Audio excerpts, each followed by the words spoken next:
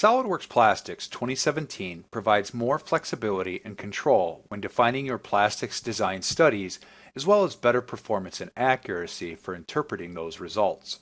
Let's take a look at some of the many new features found in SOLIDWORKS Plastics 2017. The first thing you will notice is a more unified interface, mimicking that of the rest of SOLIDWORKS, including the new icons introduced in SOLIDWORKS 2016 and refined in this release. There's now a setting focused on load time performance for files that contain SOLIDWORKS Plastics information. This option now allows you to defer loading SOLIDWORKS Plastics data until you activate the SOLIDWORKS Plastics tab from the Feature Manager. Once activated, SOLIDWORKS loads the needed information on demand. There are now new enhancements when working with configurations in SOLIDWORKS Plastics. You now have the ability to work with derived configurations, giving you more ways to work with different design criteria. Now let's take a look at some of the new options available when defining a SOLIDWORKS Plastics design study. The first thing you'll notice is a new option that allows you to leverage your previous design data. You no longer need to start from scratch when redefining the study. This saves information such as cavity, runner, cooling, and domain definitions previously defined. However, in this circumstance, we do want to look at some new options in those previous steps, specifically for defining a runner system. To do this, we'll activate the runner and cooling system design option. Once this is loaded, we'll activate the runner system design and remove all of the previous information that was saved from before. In this case, I would like to show the new draft angle option available when defining the runner system. This new option gives you more ways in which to define the elements of your runner system when start and end values don't meet your specific needs. In this specific example, we've selected the three lengths where the runner system interfaces with a cavity, and the draft is applied to those segments automatically. This new option can be used in combination with the previous definition method where you can specify start and end value. For this example, we'll add a few more lengths of runner of varying size to get exactly what we're looking for. Finally, we will end again using draft for where the runner interfaces with a sprue. Once that's finished, let's take a look at some of the powerful new options available for surface mesh creation, which include new refinement options. SOLIDWORKS provides the ability to control the mesh through a nominal size, but now you have new ways in which to refine this definition. With Automatic, SOLIDWORKS will refine the mesh around areas of high detail in your design. Assigning size allows you to specifically define mesh size in specific areas of your design. Or using Automatic and Assign, you can use a combination of the two, which offers the greatest flexibility. In this example, we'll refine the mesh around this boss in the corner of the cover, as this might be an area we really want to understand in more detail.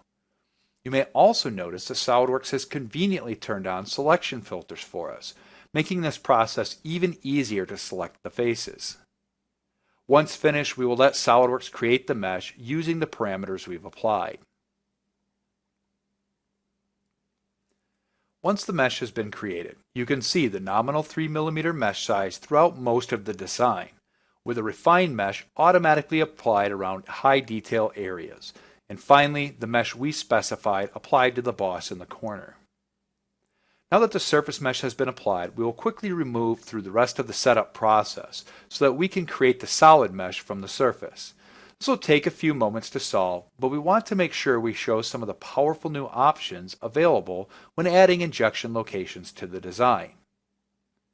Once the mesh has finally been created, we'll again navigate through the rest of the setup procedure and let SOLIDWORKS save the SOLIDWORKS plastic setup files locally. This is something sometimes overlooked. It takes a moment, but it always allows you to return to your simulation setup at any time. Once the mesh has been complete, we're ready to define some of the injection characteristics for the runner system we created. To start, I'll just add a simple injection point to the top of the runner system, like I would normally using an injection diameter of 10 millimeters.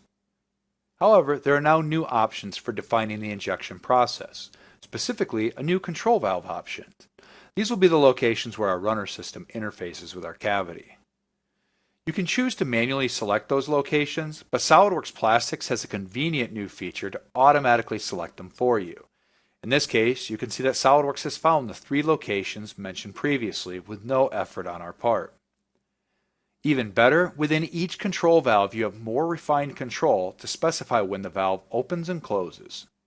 From the pull down you can choose from volume ratio, which activates the valve based on what percentage of the cavity has been filled for both open and close. You can also choose to manually specify the time at which the valve opens and closes. And lastly, a powerful option to automatically determine the optimal open and close times for the valve. Regardless of which option you select, the open and close times will be available in the flow report generated once the study has been run. In this example, we'll specify that the center valve should wait until 30% of the cavity's volume has been filled through 100%, or the rest of the cycle. At this point, you would now run your fill and pack analysis based on the settings you've provided. However, for time's sake, I'll switch to a configuration where I've already run the simulation. Now that the configuration results have loaded, let's take a look at some of the new options available for interrogating our results. One of the first things you will notice is the inclusion of minimum and maximum results next to the results display, giving you better insight into these values. As you change the values, those will remain visible for reference. There's now also more refined control over the speed at which results animations are shown, so you can slow down or speed up the results to get a better understanding. Here is where we can also see the delayed opening of the control valve that we specified previously. Notice that it doesn't start supplying material to the cavity until it's already 30% filled. There are also some slight changes to the display of weld lines. Specifically, now the colors are more representative of their condition. Red is where the melt front meets at small acute angles, while blue is where the melt front meets at large obtuse angles, making it easier to interpret how the weld lines are being formed. Finally, there's a new powerful form of XY plot available that provides insight into mass versus time over the duration of the injection process. This chart makes it easier to understand how the injection process is performing throughout the cycle and specifically differentiates the flow and pack cycles so you can understand mass contribution from both. As we've seen, SOLIDWORKS Plastics delivers much more flexibility and control with tools that provide more insight into the overall performance of our designs as they relate to the plastic injection process.